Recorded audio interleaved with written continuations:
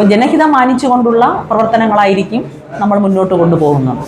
ബാലരാമപുരം ഗ്രാമപഞ്ചായത്ത് ഭരണം LDFന്. പഞ്ചായത്ത് പ്രസിഡന്റായി KP ഷീലയും വൈസ് പ്രസിഡന്റായി J നവാസിനെയും തിരഞ്ഞെടുത്തു. ബാലരാമപുരം ഗ്രാമപഞ്ചായത്തിൽ നടപ്പിലാക്കാൻ ഉദ്ദേശിക്കുന്ന വിവിധ പദ്ധതികളെക്കുറിച്ച് ബാലരാമപുരം ഗ്രാമപഞ്ചായത്ത് പ്രസിഡന്റ് KP ഷീല സംസാരിക്കുകയാണ്. ഞാൻ ബാലരാമപുരം ഗ്രാമപഞ്ചായത്തിലെ പുന്നയ്ക്കാട് വാർഡിൽ നിന്നുമാണ് എന്നെ തിരഞ്ഞെടുക്കപ്പെട്ടത്. അപ്പോൾ ഈ പ്രസിഡന്റ് ആയതിനു ശേഷം ഞാൻ നടപ്പിലാക്കാൻ പോകുന്ന കാര്യങ്ങൾ എന്ന് പറയുന്നത്, നമ്മുടെ പഞ്ചായത്ത് ഏറ്റവും കൂടുതൽ അഭിമുഖീകരിക്കുന്ന ഒരു പ്രശ്നമെന്ന് പറയുന്നത് മാലിന്യമാണ്. പക്ഷെ നമുക്ക് അതിന് ഇന്ന് വരെ ശാശ്വതമായ ഒരു പരിഹാരം കണ്ടെത്തുന്നതിന് വേണ്ടിയിട്ട് കഴിഞ്ഞിട്ടില്ല. ഇപ്പം ബാലരാമപുരം എന്ന് പറയുന്നത് ഒരു വ്യാപാര പട്ടണം തന്നെയാണ്. ദിവസവും ഇങ്ങനെ മാലിന്യങ്ങൾ ഉണ്ടായിക്കൊണ്ടിരിക്കും. അപ്പോൾ അതിനൊരു ശാശ്വത പരിഹാരം കാണണമെങ്കിൽ നമുക്ക് ഈ പഞ്ചായത്തിനകത്ത് വസ്തു വാങ്ങി അവിടെ മാലിന്യ നിർമ്മാർജ്ജനം ചെയ്യാൻ വേണ്ടിയിട്ടുള്ള പദ്ധതികൾ ആലോചിക്കും.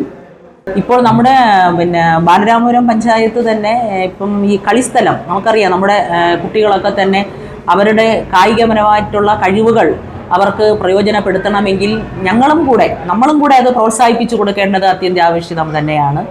അപ്പോൾ അത്തരത്തിൽ ഒരു കളിസ്ഥലം കണ്ടെത്തിക്കൊണ്ട് നമ്മുടെ പഞ്ചായത്തിനകത്തുള്ള സാധാരണക്കാരായ കുട്ടികളും കഴിവുള്ള കുട്ടികളെയൊക്കെ കണ്ടുപിടിച്ചുകൊണ്ട് അവർക്ക് കളിക്കുന്നതിന് വേണ്ടിയിട്ടുള്ള ഒരു കളിസ്ഥലം നിർമ്മിക്കണമെന്ന ഒരു ആശയവും നമ്മൾ മുന്നോട്ട് വയ്ക്കുന്നുണ്ട്. അടുത്ത് വരുന്ന ഒരു വിഷയം എന്ന് പറയുന്നത്, കഴിഞ്ഞ കാലഘട്ടത്തിൽ നമുക്ക് നടപ്പിലാക്കാൻ കഴിയാത്ത ഒരു പദ്ധതിയാണ് സർക്കാരിൻ്റെ ടേക്ക് എ ബ്രേക്ക് എന്ന് പറഞ്ഞിട്ട് ഒരു പദ്ധതി. നമ്മുടെ ബാലരാമപുരം ജംഗ്ഷനിൽ രാത്രി കാലങ്ങളിലൊക്കെ വരുന്നവർക്ക് വിശ്രമിക്കുവാനും അവർക്ക് അത്യാവശ്യം പ്രാഥമിക ആവശ്യങ്ങളൊക്കെ നിറവേറ്റുന്നതിന് വേണ്ടിയിട്ടൊരു വഴിയിടം എന്ന ഒരു പ്രോജക്റ്റ് നമുക്ക് അത് നടപ്പിലാക്കേണ്ടതായിട്ടുണ്ട്. പിന്നെ നമുക്കറിയാം, നമ്മുടെ മാലിന്യവുമായി ബന്ധപ്പെട്ടുകൊണ്ടാണ് ഹരിതകർമ്മ സേനാ പ്രവർത്തകർ. നമ്മുടെ പഞ്ചായത്തിനകത്ത് ഇപ്പോൾ 44 ഹരിതകർമ്മ സേന അംഗങ്ങളുണ്ട്. വിവിധ വാർഡുകളിൽ അവർ മാലിന്യങ്ങൾ ശേഖരിച്ച് വരികയാണ്. എന്നാൽ ഈ മാലിന്യങ്ങൾ ശേഖരിക്കുന്നതിന് വേണ്ടിയിട്ടൊരു MCFൻ്റെ ഒരു കെട്ടിടം നമുക്ക് നടപ്പിലാക്കണം. അതും നമുക്ക് ഇതുവരെ നടപ്പിലാക്കാൻ കഴിഞ്ഞിട്ടില്ല. അങ്ങനെ ആ പദ്ധതി നമുക്ക് നടപ്പിലാക്കണം. അതിനെക്കുറിച്ച് നമുക്ക് ആലോചിക്കണം. പിന്നെ ഈ തെരുവ് നായ്ക്കളുടെ ഒരു വിഷയം നമ്മുടെ ബാലരാമപുരം പഞ്ചായത്തിനകത്ത് ആ ഒരു പ്രശ്നം നിലനിൽക്കുന്നുണ്ട്.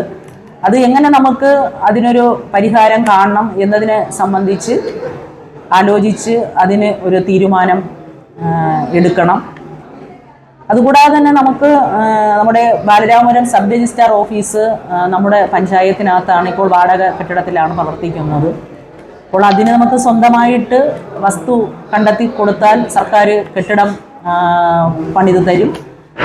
അപ്പോൾ അങ്ങനെ ആ സ്ഥാപനം നമ്മുടെ പഞ്ചായത്തിനകത്ത് നിലനിർത്തണമെങ്കിൽ നമുക്കത് വസ്തു കണ്ടെത്തി കൊടുത്തേ മതിയാകും.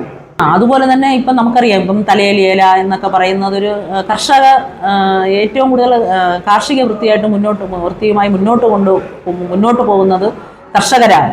അപ്പോൾ അത്തരത്തിൽ തന്നെ നമ്മുടെ കർഷകർക്ക് വേണ്ട പ്രോജക്റ്റുകൾ വെച്ചുകൊണ്ട് കർഷകരെ സംരക്ഷിക്കുന്നതിന് വേണ്ടിയിട്ടുള്ള പദ്ധതികൾ ആയിട്ട് നമ്മൾ മുന്നോട്ട് പോകും. നിലവിൽ തെരുവ് വിളക്കുകളില്ലാത്ത സ്ഥലത്ത് നമ്മൾ തെരുവ് വിളക്കുകൾ സ്ഥാപിക്കുന്നതിന് വേണ്ടിയിട്ടുള്ള പ്രോജക്റ്റുകൾ വയ്ക്കുന്നതാണ്.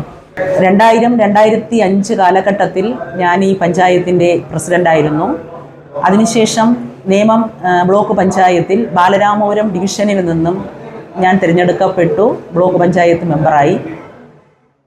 അതിനുശേഷം 2020-25 ഞാൻ ഈ ബാലരാമപുരം ഗ്രാമപഞ്ചായത്തിൻ്റെ ജനപ്രതിനിധിയായി വീണ്ടും തിരഞ്ഞെടുക്കപ്പെട്ടു. അതിനുശേഷമാണ് ഞാനിപ്പോൾ വീണ്ടും മത്സരിച്ച് ജനപ്രതിനിധിയായി. അതിനുശേഷം എന്നെ ഇന്ന് പഞ്ചായത്ത് പ്രസിഡൻ്റായി തിരഞ്ഞെടുക്കപ്പെട്ടു. പൊതുജനം ആവശ്യപ്പെടുന്നത് എന്താണോ അത് നടപ്പിലാക്കുക എന്നതാണ് നമ്മൾ തീരുമാനിക്കുന്നത്.